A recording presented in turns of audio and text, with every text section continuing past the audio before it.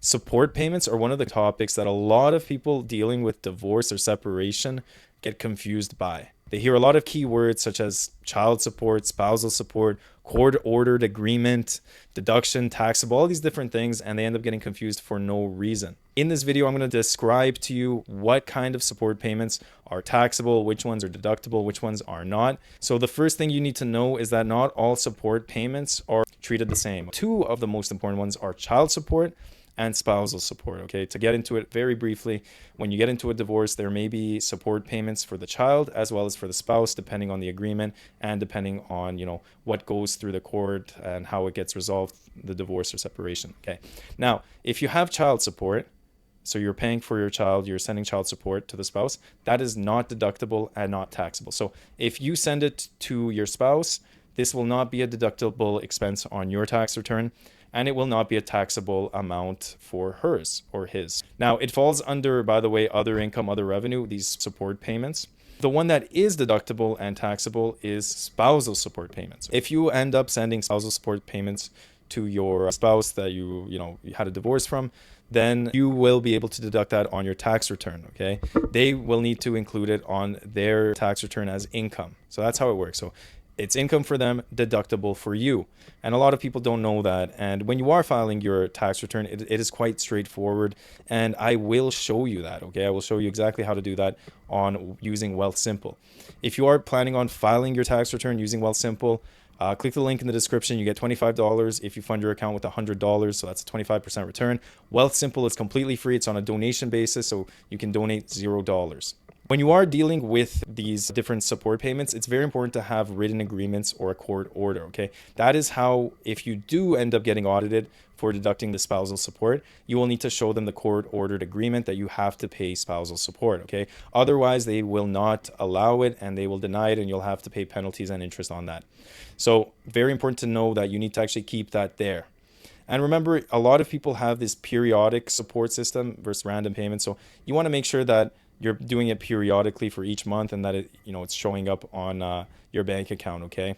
So when you do your return, a lot of people mess up by not deducting the spousal support when they could have, by deducting child care support when they shouldn't have, okay? Or not doing it at all, not knowing about these rules in general, okay? So not every support system is deductible. Some are not. And you need to be on top of that, okay? You need to know what is and what is not. The key to doing your tax return correctly is to know how to file these things, okay? And this is where I'm going to show you right now using Wealthsimple Tax how to include either spousal support income and how to deduct spousal support if you end up paying it.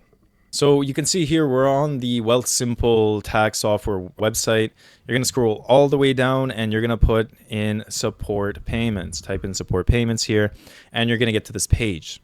So remember, this is if you have any type of support payments, whether it is spousal support or childcare support, even though they're not deductible, you will need to include it here. Okay, so did you receive any support payments? That means, did somebody pay you anything in support payments? Did you receive that? So you'll say yes if you did receive something.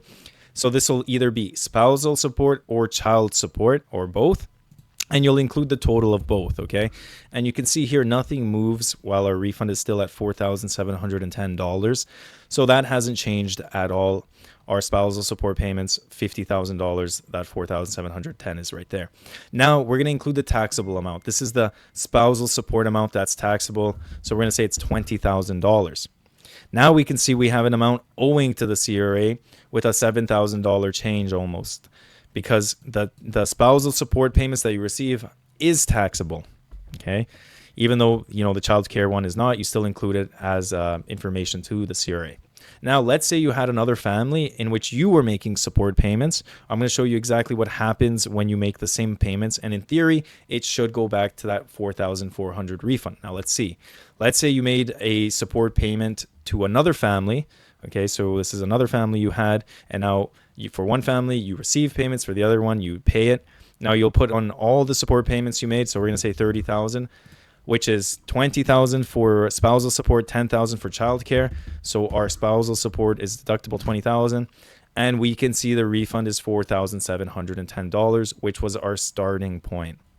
Now, let's say you only had this amount, or you only had an amount that was payment that you made, so you didn't receive anything. You can see how much our refund went up by about $6,000 or $10,390, our total refund. So this is how you make the support payments using Wealthsimple Tax. Remember, if you like this video, make sure to like and subscribe. This really helps with the channel with motivation and growth, and to be in the loop for more practical Canadian tax guidance videos.